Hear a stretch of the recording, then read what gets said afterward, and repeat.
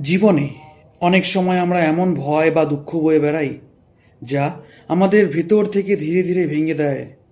ভয় আমাদের আত্মবিশ্বাস কেড়ে নেয়, নতুন কিছু শুরু করার সাহস রুদ্ধ করে দেয়। অতীতের কষ্ট আমাদের মনকে ভারাক্রান্ত করে রাখে, যার ফলে বর্তমানের আনন্দ উপভোগ করা কঠিন হয়ে পড়ে। আত্মিক শান্তি, উন্নতি ও সুখ পেতে হলে অতীতের দুঃখ এবং ভবিষ্যতের আশঙ্কা থেকে নিজেকে মুক্ত করতে হবে।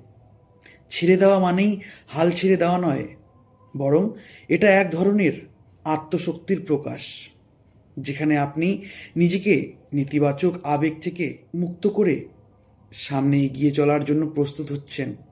শেষ কথা এটাই, যদি তুমি নিজেকে সত্যি ভালোবাসো তাহলে নিজেকে মুক্ত করো ভয়, অতীত ও দুঃখ থেকে।